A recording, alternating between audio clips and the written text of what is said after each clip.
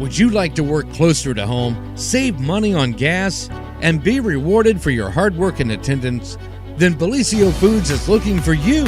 That's right, Bellisio Foods is now hiring for multiple positions and shifts with great employee benefits, an on-site health clinic, competitive wages, and advancement opportunities. Bellisio Foods is a company that truly values their employees. Apply online at belisiofoods.com/careers. At Vinton County National Bank, we believe in supporting the areas where we live and work. Now, we'd like to honor those who also serve our communities. Our new Community Champions account is especially for first responders, veterans, active military, and anyone employed in the fields of healthcare or education. This account offers rewards, discounts, and other benefits to those who give so much to others. Vinton County National Bank, rewarding those who serve.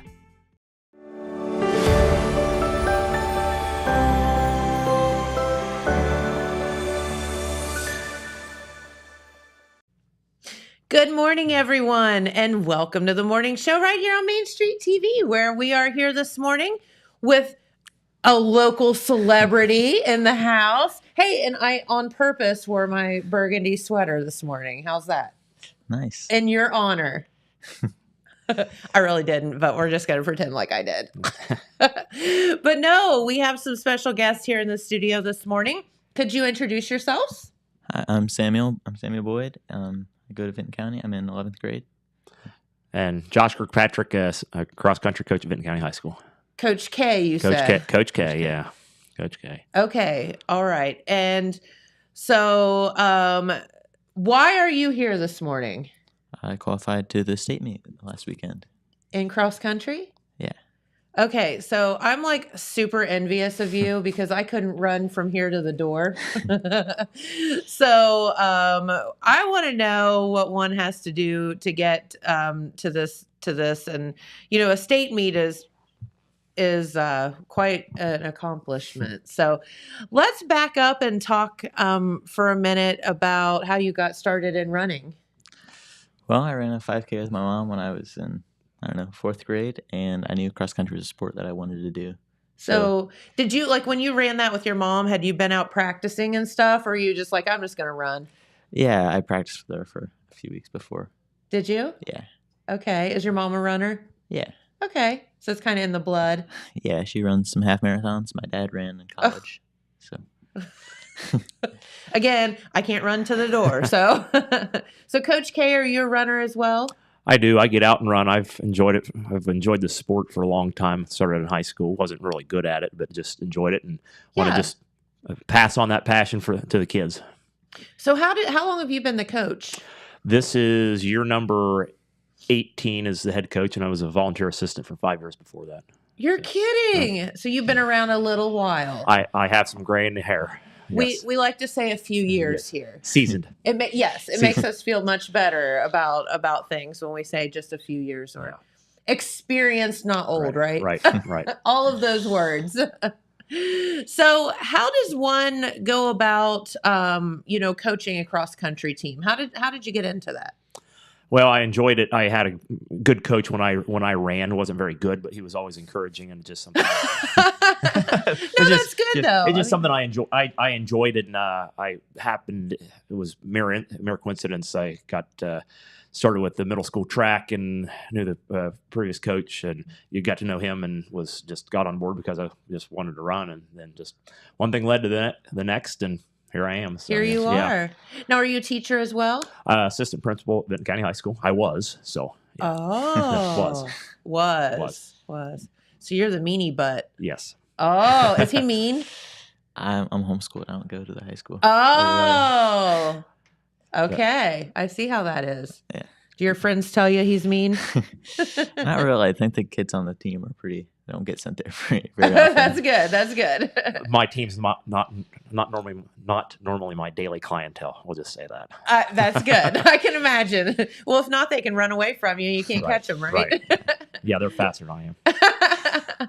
Because he said he wasn't very good, right? No, there is something to run in. I've never been a runner, so I told you off there I was very envious of you because I just am not good at it. I just can't. Well, number one, I have knees that are shot. But anyways,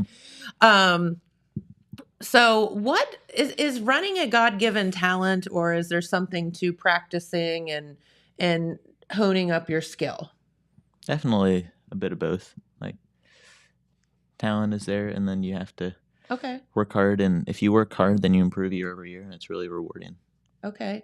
So how do you go about coaching, an athlete that goes to the state tournament? I mean, or to the state meet. It's one thing to just win your normal everyday meets, but getting to the state is a huge accomplishment. And you're only a junior. Yeah. That's awesome. Yeah, it falls mostly on his shoulders. He's been willing to do the work to put in that it takes to get to that level.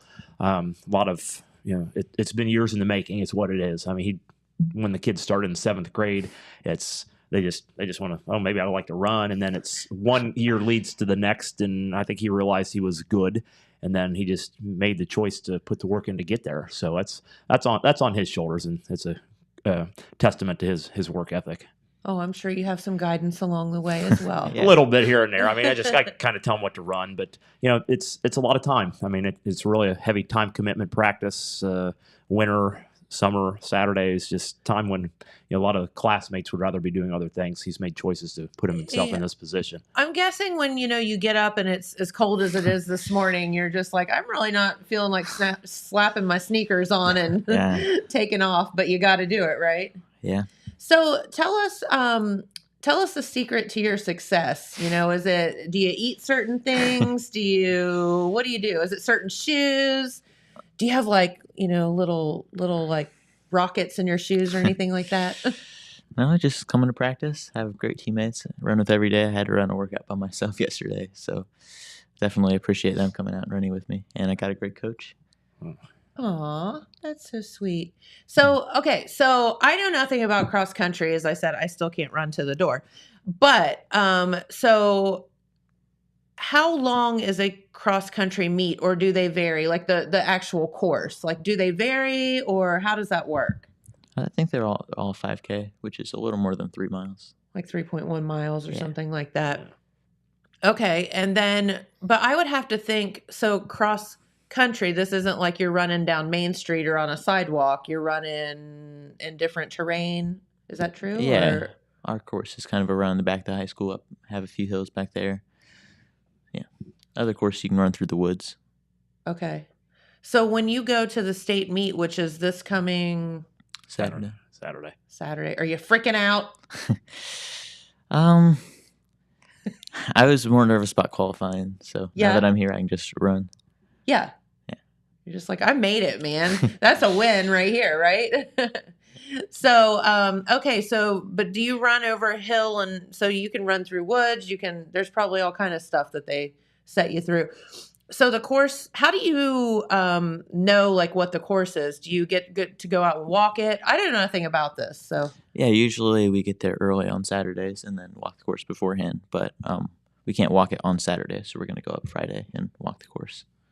Just so I know it's coming. Yeah, the state meet, they allow teams in. They open the course from noon to 5 Thursday and Friday. So you wanted to go up and get a preview of the course to get on it, walk it, know in advance, because it's a bit of a circus atmosphere at the state cross country meet. Most of the meets are relatively small, and teams come and go, and it's much more structured and much more secluded.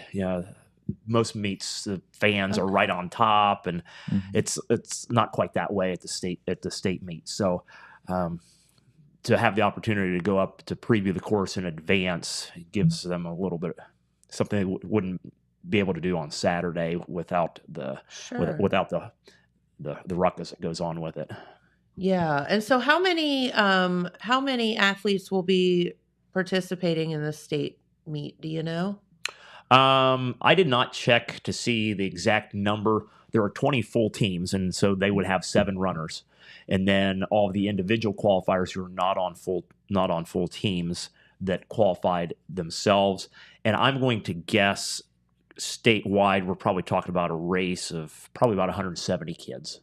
Okay. Somewhere in that range, anyways. And that would be in your division? Division 2, yeah. Okay. All right. So tell us the process of how you got to the state meet. I mean, it's not like someone goes, "Oh, I just like you," and you're going to be in the state meet. Like, you had to really qualify for this. Yeah, so districts are first step, and then top 32 individuals and top 18s qualify from there. And then regionals is the next Saturday. That was last Saturday. And then the top 24 individuals there. Top 6 teams qualify to the state meet. Okay. And then your team did quite well, but didn't make it on to the state meet. Am I correct on that? Yes. Yeah. Yes. Yeah. The team itself, both boys and girls were regional qualifiers. They qualified out of the district to the regional meet. Wow. And that regional meet combines our district, the East District, the Central District together. Okay. And there were 20 schools, I think. Yeah, there were 20 schools last Saturday, and both teams were, I think the girls were 14th and the boys were 15th out of 20 at the regional meet, and he happened to be within that top 24, the individuals to qualify onto the state meet. Okay. So that's kind of cool because you can, it's like a team thing, obviously, which you're there for your team, but also, if you have somebody that really excels, then they can individually compete as well. Mm-hmm. So what will you do this week to prepare yourself to run in the state meet? Well, I'm going to go up off the course and just take it a little easier this week, so I'll be rested and ready for Saturday. Yeah, there's got to be a fine line between like staying in shape and keep running and then like also wearing yourself out. Yeah. So we taper a little bit toward the end of the year, so hopefully can run better at the meets. Yeah, rest them. I work them pretty hard during the season, and then the last couple of weeks try to back off a little bit so they feel a little stronger, a little rested, but keep a little bit of the edge with them. They still do their long runs early in the week, Monday, and then we get a good workout in on Wednesday. So as long as we keep those, the other days don't really matter at the end of the season. So he's still doing that. He's still working. He's not sitting around just relaxing. So there's still work being done, but it's just trying to manipulate it and manage it so that he races well Saturday. So, I'm curious, how do you fuel your body? Obviously, a lot of people go out and eat Twinkies and whatever. What do you do to prepare your body food-wise for a tournament or a race? My mom cooks for me, so that's great. What does she cook for you? I don't know. She makes pasta. I think we're having salmon tonight. Okay, so good proteins and carbs, right? Yeah. All right. So, what will you eat Saturday morning, or will you? I usually just eat a bowl of cereal on Saturday, and then since I run at 12:45, I'll probably eat a granola bar or something at the meet. Okay. To make sure I'm not starving during my race. Lots of water. Yeah. Yeah.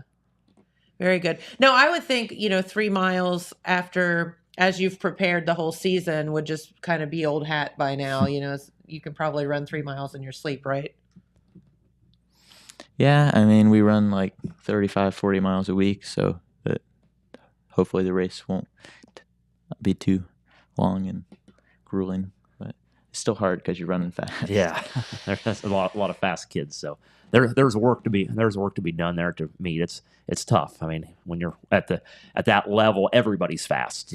Most of the season he was first, second, third in almost all of his races, and then had to take him out of town to get to some bigger meets so that he could have some better competition, so he could see what it's like to be around fast people. There's something to be said for that, right? Yeah, and that way he's not like a deer in the headlights going to the state meet. Oh, yes, we need a little bit of that. So there's still pain involved at the state meet getting there, being racing at that level.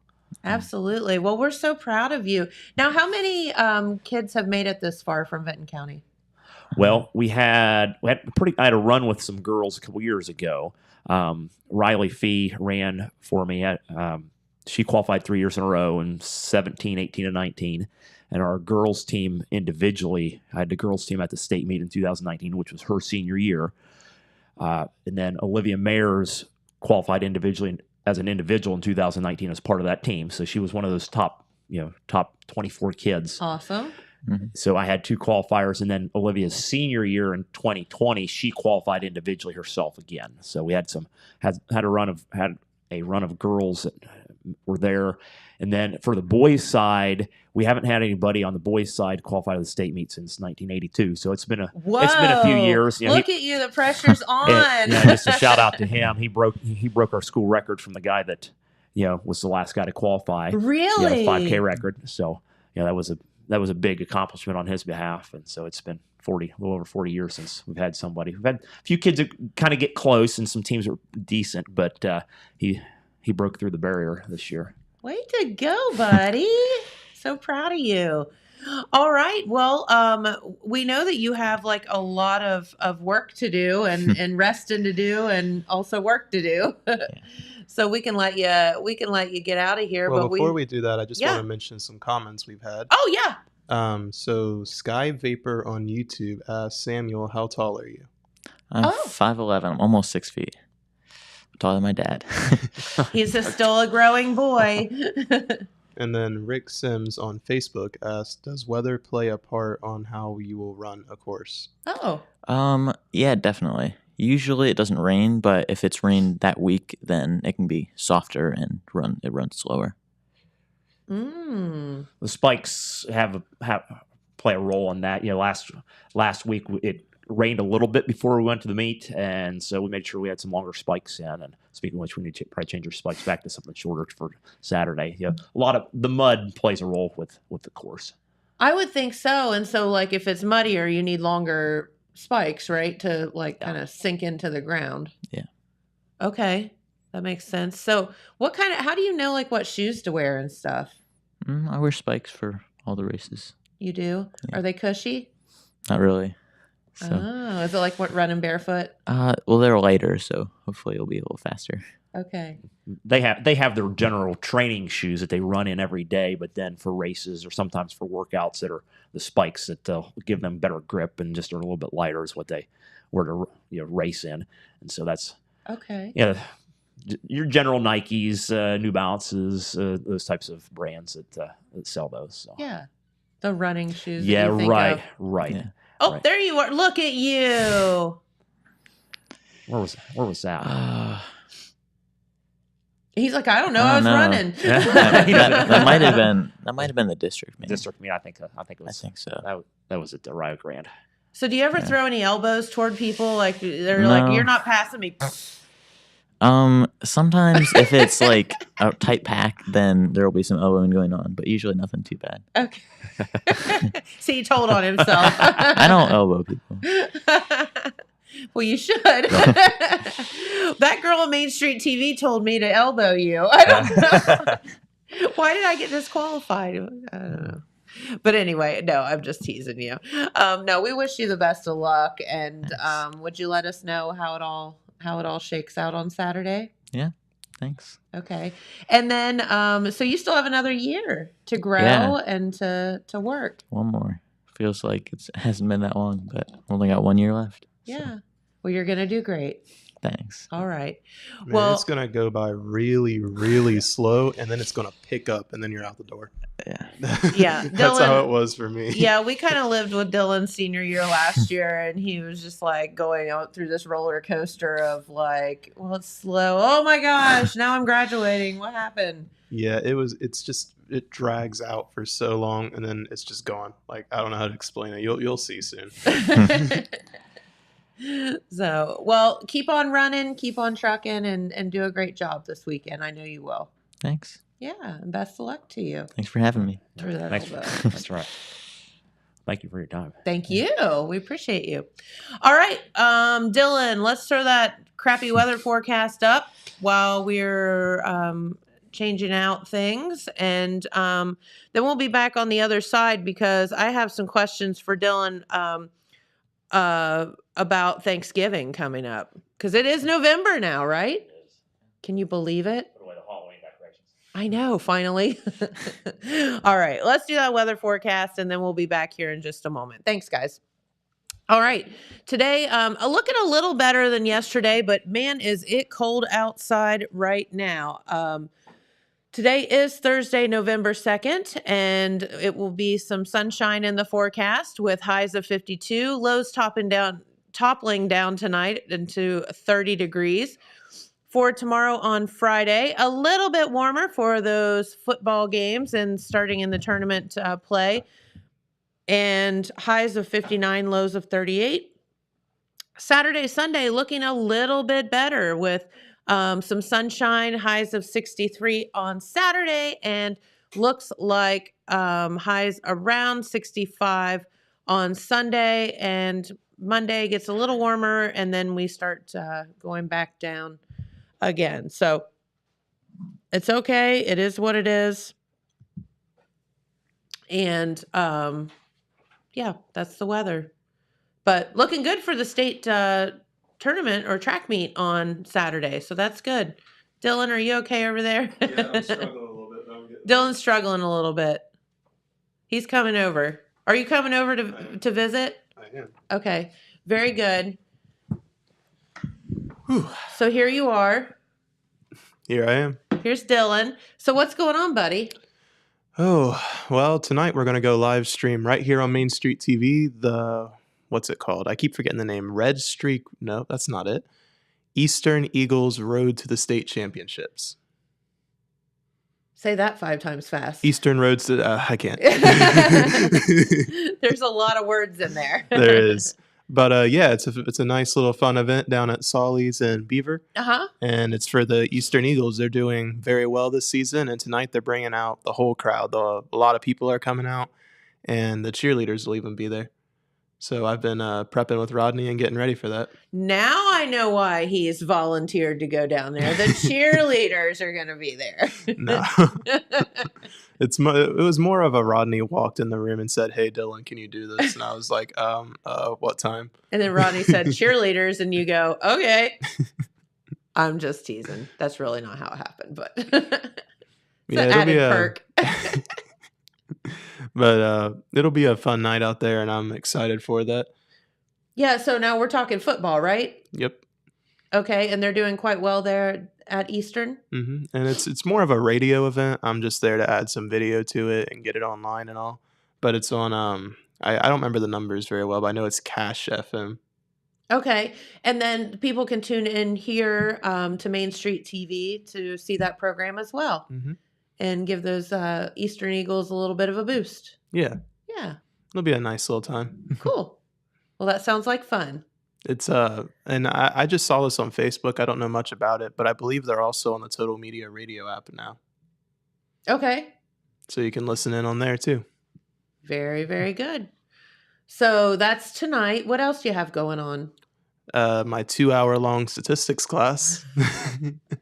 All right. So tell me what you do in statistics. I need to know.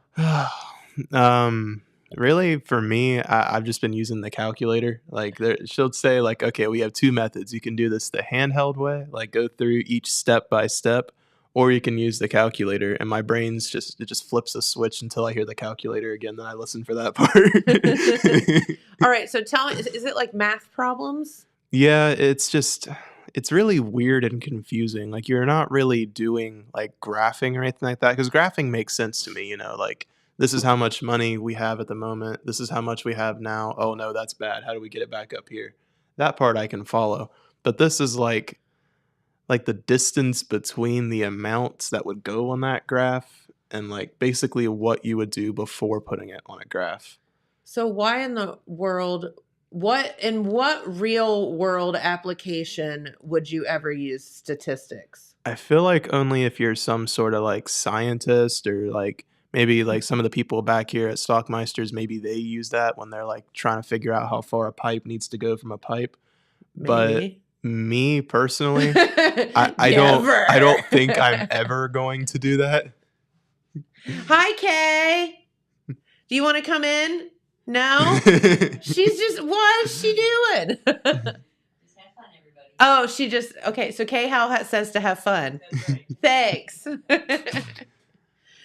But no, so I wondered about that when you said you had a 2-hour statistics class. I'm like, what in the world is that? And what are you going to do with that? Yeah, I don't see me ever using this, but it is a requirement in order to get my degree. So I'm doing it. But for some reason, I had to get the 2-hour long one.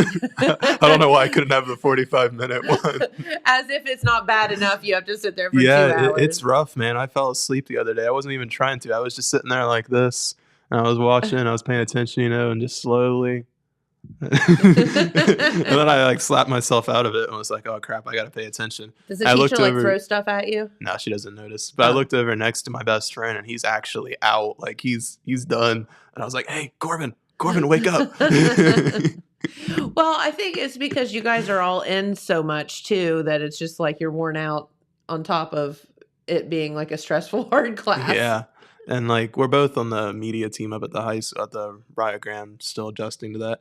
But we were both like doing some work later that day and we were working before that. So we were already kind of like tired by the time we had gotten in there.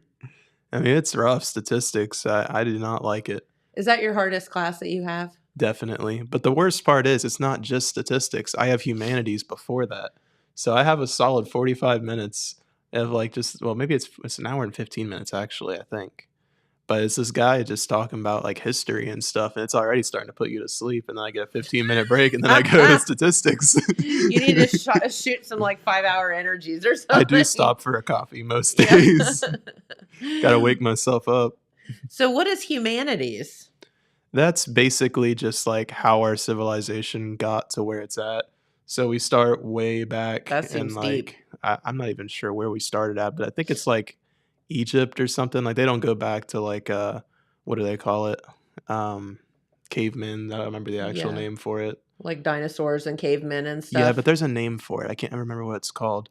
A long time ago, that's the Well, name for it. people will call you this as like an insult. I just can't remember what it is. Like a you Neanderthal. Neanderthal. That's it. Hmm. Yeah, but it's like the Neanderthals, we kind of skip that. We just go straight to like Egypt and stuff. And honestly, that don't make no sense to me. Like, how do we start off like basically right where we're at right now? This like city, not city, but like these trees, this green grass, dinosaurs are around, and suddenly we're wearing hats off in Egypt, like doing this kind of stuff. Like, where did that happen?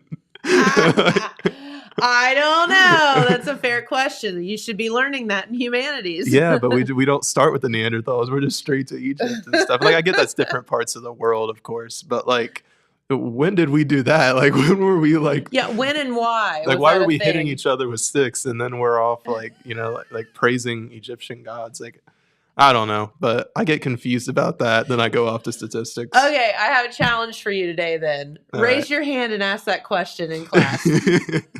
Just be like, inquiring minds need to know something. I don't think Mr. McCoy would like that. How did we get from Neanderthals and clubs to walking like an Egyptian? Just goes from like sticks hitting each other to mummies. Like Like, it's a big jump. Yeah, that's my college time so far. oh, well, that sounds interesting. Well, I'm just going to tell you that I don't miss any of that. Yeah, I don't really like it. I don't think I'm gonna miss it.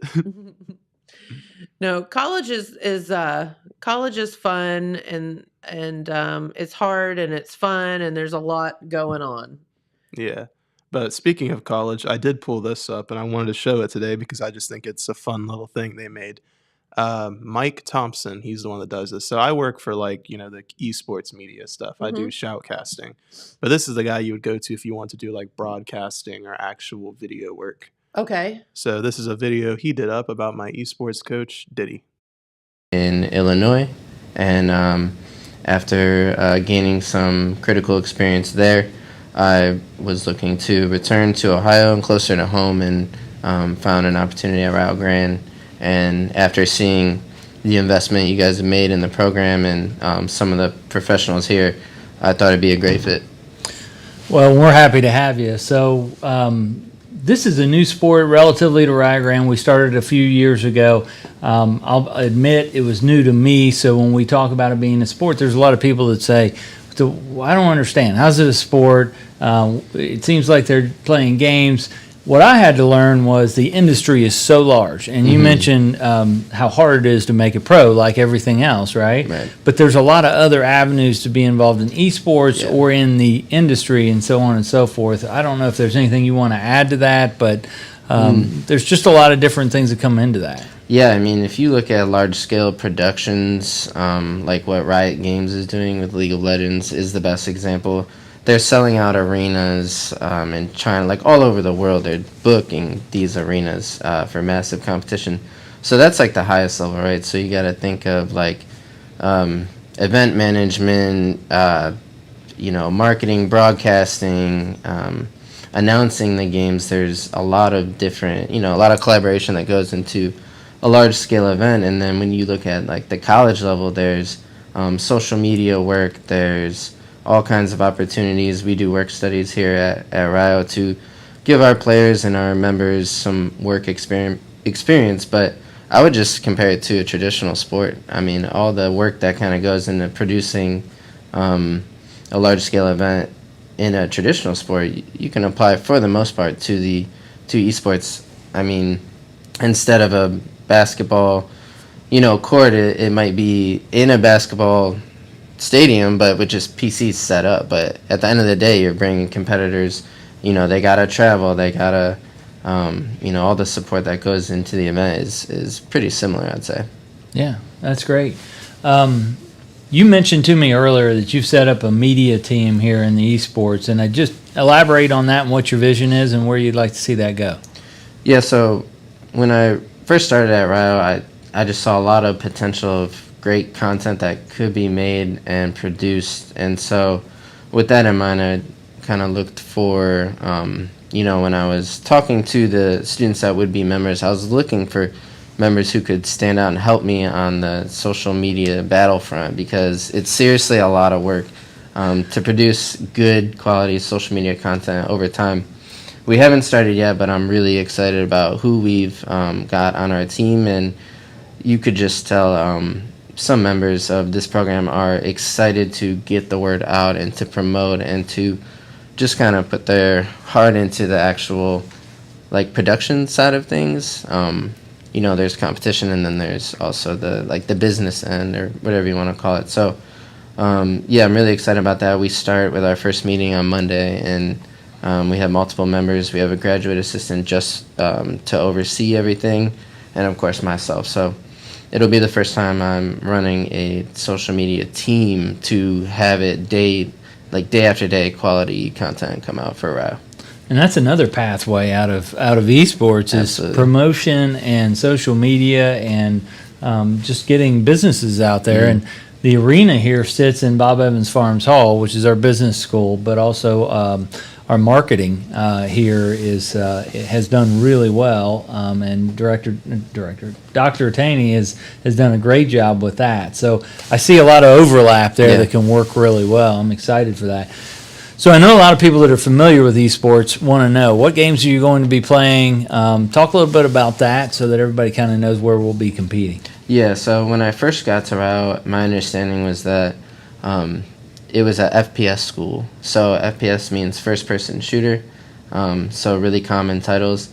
And in the past, Rio has fielded many of these teams. Since I've gotten here and really taken stock of where we're at, I can say confidently that we'll be fielding teams for CSGO, which is Counter-Strike, Overwatch, we'll have multiple teams for.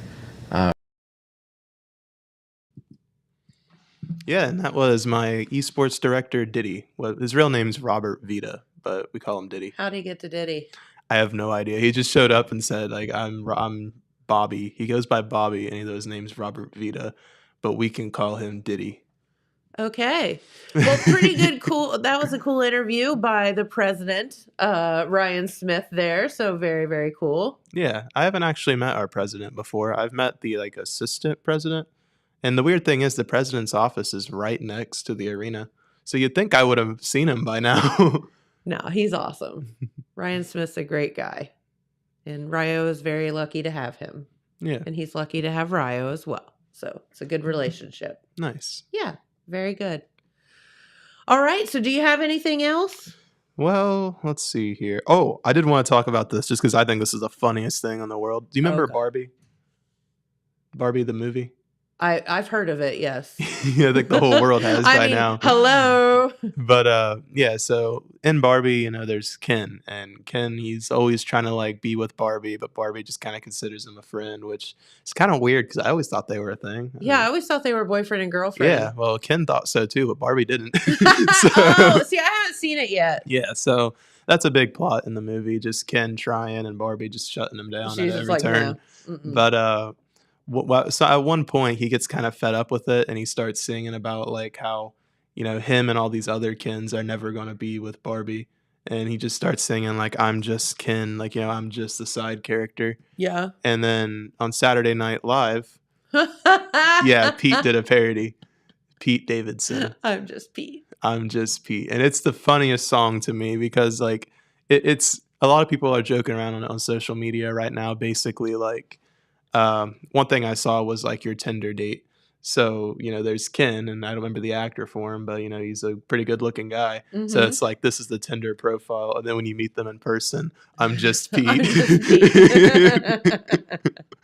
I could see that, yes. Not quite the same. Nope. But it's just a very funny song to me. And he just goes on and on about like his comedy career and stuff. And I didn't even know who Pete Davidson was before this. Oh, you're kidding. Nope, not kidding. He was kind of a staple on Saturday Night Live there for a while. Yeah, I just know Adam Sandler was on it. I've never actually watched Saturday Night Live. Do you not watch... Adam Sandler was there like 100 years ago. Oh. Well, I thought he was like the main God. host like this whole time, and he just left, and Pete's there now. No. I don't even think Pete's there anymore. Like I think he hosted the last time. Wait, do they like alternate hosts like all the time? Oh, Jesus God. Dylan, we're gonna have a discussion about Saturday Night Live. Yeah, so Saturday Night Live is kind of a group of, if you would, like, improv actors isn't right, but it's like a group of actors, and then they have a musical guest and a host. Typically it's a celebrity that hosts, so they become part of the show this week, and the musical guest is whomever. So that's what Every Pete week. was. He It's was different. the host, and then Ice Spice, that was his guest. Who? Ice Spice. Is that the singing person? Yeah. Yeah. So they have a musical guest and a host every week. That's different. Okay, see And right then the there. same actors, though. See right there. I don't know who Pete Davidson is or Saturday Night Live, but you don't know who Ice Spice is. True that. So who is Ice Spice? Ice Spice was a popular volleyball player, and I guess she just kind of went pro or something like that. But she also rapped on the side, and she became a very Word. famous rapper, and now the world loves to hate her. They love her and they love to hate her. Oh, one of those, huh? Yeah. Okay. Well, very good. Sounds great. But that was the episode that I know of. I mean, I didn't watch it because I don't really watch Saturday Night Live. I just know that Pete was the host and Ice Spice was his guest. And the reason I know that is because that video just went viral. It's hilarious. I guess so. I guess I missed Pete it. has like his own TV show too, or at least he did at one point. God knows what he's doing now. He's very controversial. Oh. Well, And I he guess was with Kim Kardashian for a while, too. So, there's that. Did not know that. Yeah. But I do know that he had a TV show with, what was it? Something Petresci? Joe Petesci? I'm blanking. But yeah, that was one of his shows. And I guess it flopped like big time. I can see why. I need to figure out what his name was now. To say that Pete Davidson is, well, he's definitely struggled with addiction and things like that, but he is bizarre. So the to say show the was least. called Bupkis. And I guess it's about him. But the guy I'm trying to remember is Joe Pesci. Help me out here. Joe Pesci? Is that it? Oh, yeah, Joe Pesci. Joe Pesci. Yeah, that was part of one of his parts in the video. He said I had a show with Joe Pesci too. And it failed. No one watched but his mom, he said. It's got like a 9.5 star rating, but it has very, very few viewers. Yeah. It was probably very kind of cult-like, I'd guess. So Joe Pesci, what was Joe Pesci in? I don't know who the guy is. Have you not seen Home Alone? Well, yeah, I've seen it. Who did he play? He's the bandit guy. He's one of the Like wet the short one? bandits. Yeah, Okay, yeah. I know that guy, though. Yeah. that's who Joe Pesci is. Yeah, that kind of makes more sense then, because I know he was hilarious in Home Alone, and they were talking about that, like, how could the show fail if it has Joe Pesci? Yeah. That would be why they're asking that. So Another thing I saw online that I just think is kind of funny. Did you ever hear of Fillmore? Fillmore? Fillmore. Is it a show? Yep. No. That's Fillmore. I have not. So What I've is never that? See, that's where I'm kind of confused. I don't know what this show is, and I know that probably wouldn't surprise anyone. I don't know a lot of stuff from like the 80s, but this is like an older show, Fillmore, and it was on Disney, but it is not a Disney show. Like this guy is like the video I saw of him, this girl is like trying, like they're breaking up and she's trying to like ask him like, "Hey, let's work this out." And he just roasts her on the spot. That's a Disney cartoon. I was kind of hoping you might know a little more about it than No, me. I've never even heard of that. But it's a Disney show, and that's just it was from something called Disney Toons. I have no idea what that is. Yeah, so that was just something that's just kind of been rattling around in my mind. Fillmore. Like if anyone in the comments could like tell us who this guy is, I would appreciate that. But you can't Now I find need it to on look it any up. streaming services. Like this is just nowhere Well, now. there's probably because it probably sucked. Well, it had 2 seasons. So at least it didn't get canceled on the spot. Fillmore show. Here we go. It kind of reminds me of A like Kids Next Door or something. A boy foils crime in ex-middle school. I have no idea what that is. So we Middle school watched cop. to continue on with our scary movie theme over the past week or so. The Shining was on last night. Have you seen The Shining? Mm-mm. Do you know what The Shining is? Yeah, I kind of stay away from stuff that just seems really scary. So yeah, it is. It's one of those movies that it's more kind of a psychological thriller kind of thing because it's just some weird, bizarre stuff starts happening. But yeah, I hadn't seen it in forever, and it's just.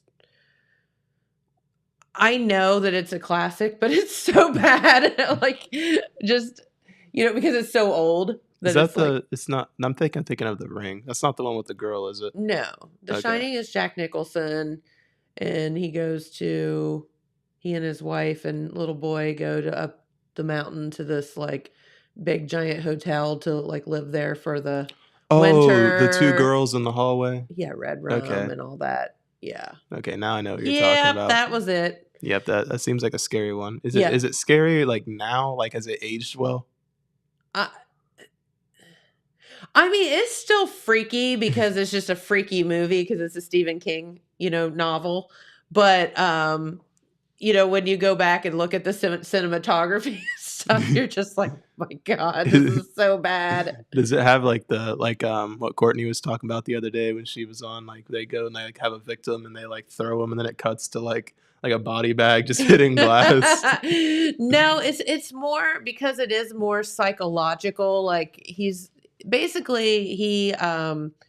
kind of goes mad as the movie goes on, and it just escalates and escalates and escalates. His wife starts to realize he's going mad, but there's all these like weird things going on all at the same time, and then it becomes her like, instead of trying to help him and be there for him, like trying to keep him away from the little boy because he's like going mad, and then he starts trying to attack her, and but it's like not how some of these are like people are superhuman, like Jason or whatever. This is like it could like happen. He's just a dad that's going mad, and the wife is trying to protect herself and the little boy and the family from him, and they're stuck up there. They're snowed in. There's like no power. There's no phone. They're just stuck up there.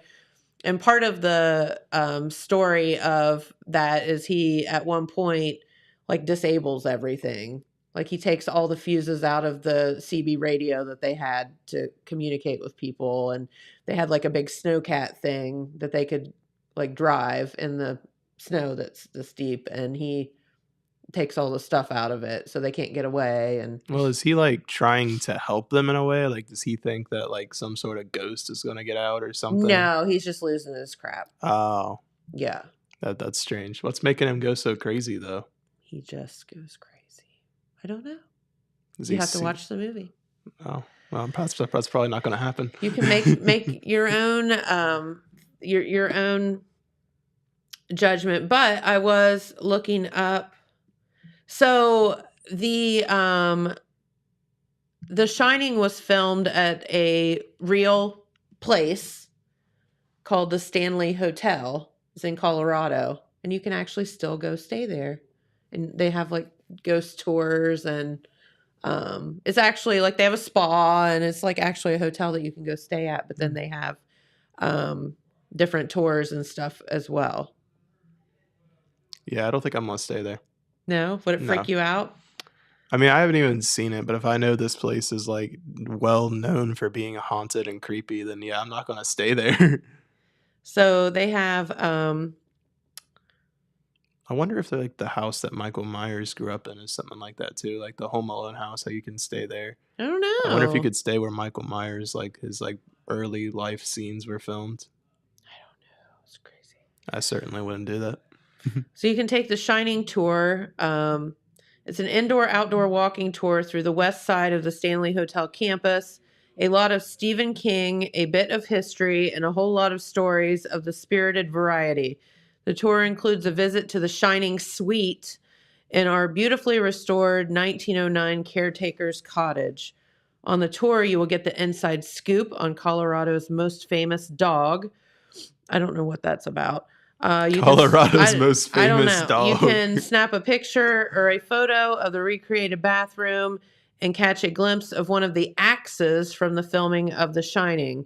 There's an axe in a bathroom scene. That's the "Here's Johnny" part, right? Yes, Yeah. Okay. good for you. Yeah. That makes sense. Join us and dive into all the paranormal allure that the historic Stanley Hotel has to offer.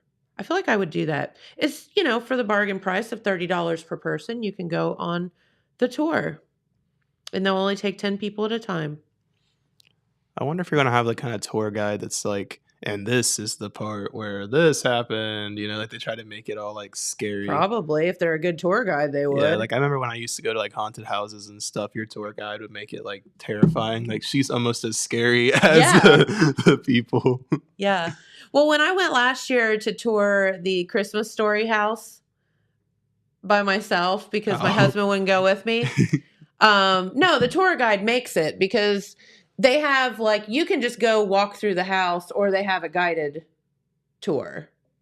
So it's like, well, I want to take the guided tour because I want to learn some of the facts and whatever. And he had all kind of like interesting tidbits about the movie and the people that were in it and costumes and, the house and all of that stuff. And it was just made the whole thing so much better. Yeah, like I would love to tour something like the Home Alone house, but not Home Alone. What'd you say it was? The Christmas Story? Yeah. I mean, I'd like to see the Home Alone house too. I mean, that'd be pretty cool. Yeah. But something like that sounds exciting. Like that would be something I would love to go on. But I don't know. I don't like haunted houses, so I wouldn't like something like that hotel. Oh, Not I think at all. that would be fun. I haven't gone to a haunted house in forever. I know. I haven't either. The last one I went to scared the crap out of me, which I guess means they did a good job. Yeah. But I don't want to come back. Well, I told you I've never gotten over the being a little girl and the chainsaw touching my leg thing. Yeah, for me it was we were going through and we got to like the school bus and she's like, hop aboard, and we're like, okay, and we get on there.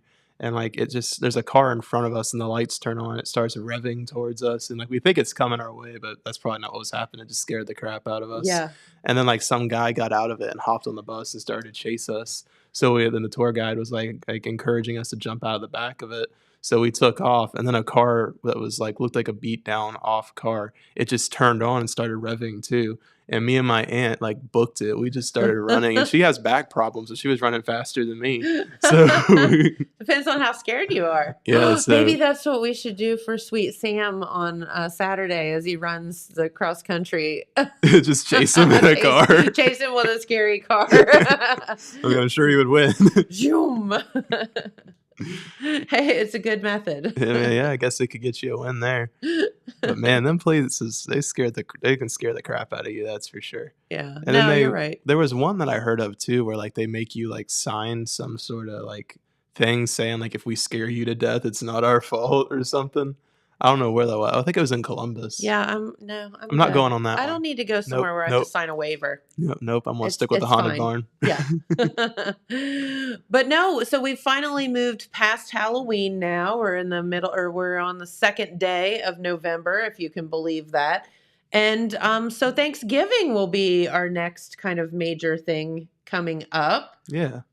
So does your family have like any Thanksgiving traditions or like anything that makes you think of your own Thanksgiving?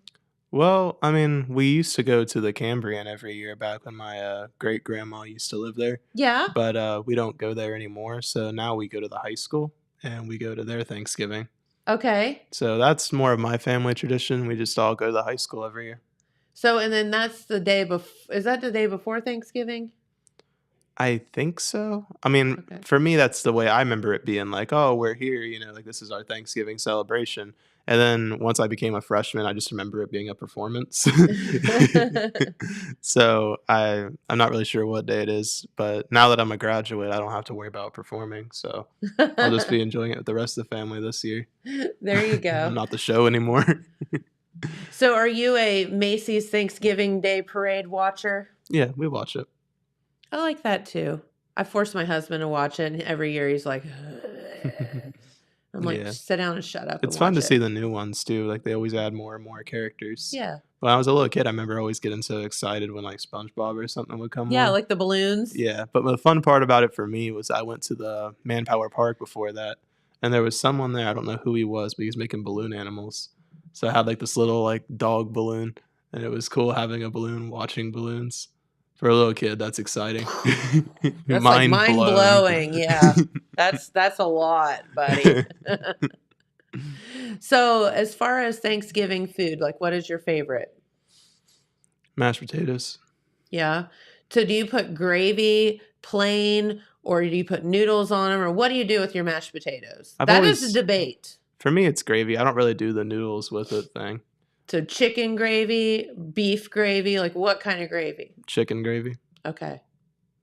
Yep. I've always loved mashed potatoes and gravy, but for me, you have to have the gravy or else I'm just not interested. Okay. So mashed potatoes plain's like eh.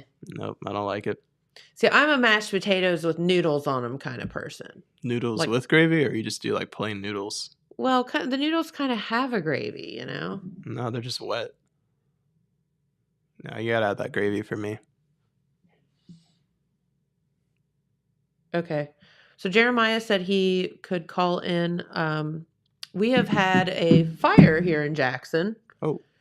And it, I believe, is at Speyside. So I'm not sure how he is going to call in, though. Let me check that. I sent him a link some time ago, so let me just take a look. Okay. Real quick. See if Jeremiah could, because as you all know, Speyside is a very they make bourbon barrels, right? So Speyside is full of wood, and some of the way they produce the barrels is by toasting and whatnot. So when you get that much wood, you get fire, you get all of these things together that can make for a wonderful product, or sometimes a bad event. So as I was told right before we went on the air, that Speyside was that the fire, they believe, had been contained, but yet scary nonetheless, as there is so much dry wood out there, seasoned wood, where they burn the barrels or put the barrels together and whatnot. So we did want to make sure that everybody was all right. So, well, there's Pete. He can tell us. Come on over, buddy. Yes, ma'am. Here he is. So what's going on? I know that there was a fire this morning. Right. Okay. Well, That's some scary stuff when you've got all the bourbon barrels and the wood. right. A lot of wood. Yeah. A lot of wood and fire. Not a good combination. No. But we think initial We have information. Jeremiah joining a call right now, Okay. so we'll go ahead and get that loaded up here. Okay. Well, we can all chat. How's that? Okay. Very good. Very good. Give me just a moment to get this running. Okay. And we are again talking about a fire that occurred this morning at Speyside Bourbon Cooperage, which is in the old Marilat plant there. So I think Jeremiah's there on the scene. What's going on, buddy? I think he might have his Morning, microphone. Jed. Morning, there he Pete. is. Morning, Good Dylan. morning, everybody. Good morning. So it's been an exciting morning here in the city of Jackson. We're here at Speyside Bourbon Cooperage, where there was a reported fire. It happened about 7:10 a.m. this morning. The report came across lost. It was a fire in the pipes here at Speyside, and it's the pipes, it's ventilation pipes. You can see in the background there it is Speyside, and you can see all the pipes that run on the roof there. There's actually still some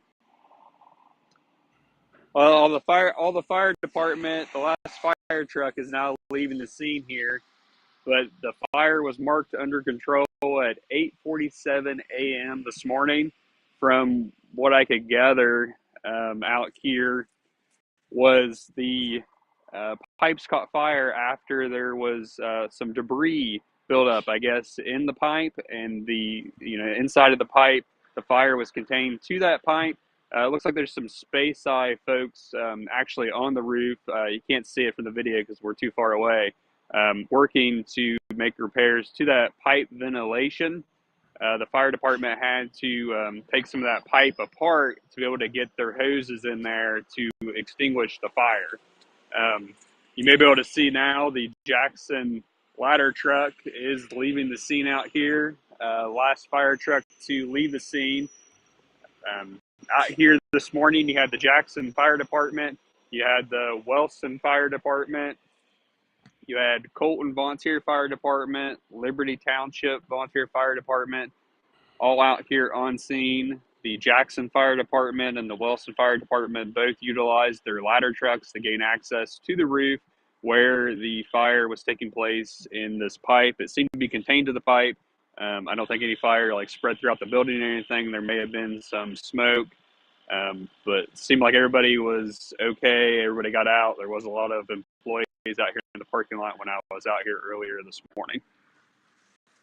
Wow. Thank you, Jeremiah, for that report. This is, I'm glad to know that things seem to be under control, but boy, oh boy, could that be a nightmare and a heartbeat out there. Well, there's been, fires out at that plant building. Of course, goes back a number of years, Marilot there before. And it's always been, a plant that deals with wood processing and wood production out there. And there's kilns in the back and like that. Not sure how much Speyside uses them.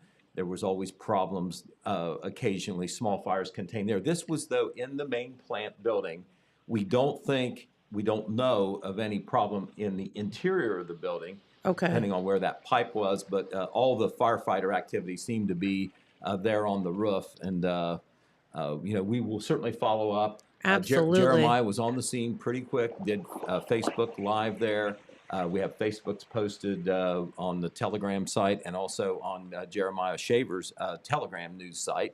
Yes. And we have a still picture now, and we do have an updated story posted and also on the website. And, of course, we will be following up with Fire Chief Dave Channel and perhaps also the Speyside folks if necessary to get the lowdown. But that's where things stand now. And Jeremiah, as you're standing there, I'm sure you were very happy to see that last ladder truck pull out. That's good news. Yeah, glad to see them come in, but also glad to see them leave. Yeah, we are very thankful that the fire was contained to that ventilation and did not spread throughout the building. Like Pete said, they do manufacturing with wood here, and you can see all the wood back through there. So it's good that it did not spread to any of that wood that they use for the manufacturing here. I will say when I was here, I was able to get some pictures, and it was hard to see in the video, but you could see when they opened up, it was like I believe an 80-foot section of pipe here, ventilation pipe on top of this.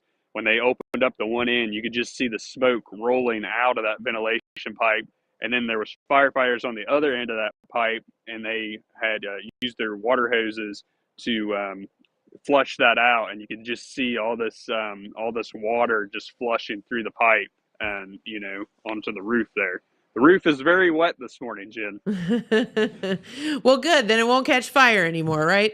Right. Of course, the big follow-up will be, it appears, the fire part is over and did not turn out to be, at least superficially, a big deal. Yeah. But we'll see, about any damages and if that will affect production, which, of course, is a big deal to the business and, of course, the employees and everybody out there. But it looks like it's not going to be a major situation, but none disaster averted. But none of doubt though, without a doubt though, a little scary though. Yeah.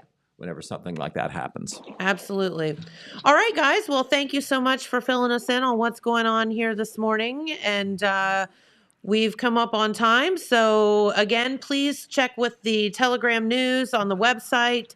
And, of course, in the paper, we'll be letting you know more about the situation as it unfolds. Right. And barring any disasters, fires, tornadoes, tsunamis, we will have Coach Andy Hall on the show tomorrow morning to talk Cool. about the big football game with All Bloom Curry. We right. appreciate him coming in. Dan Morrow will be in here as well, and we'll have a good time then. Sounds like a blast. All right. Thanks, Pete. All right. Thanks, Jeremiah. Thanks, Dylan. And we will be right back here tomorrow with a special Ironman football program. So we'll see you then, everyone. Bye-bye.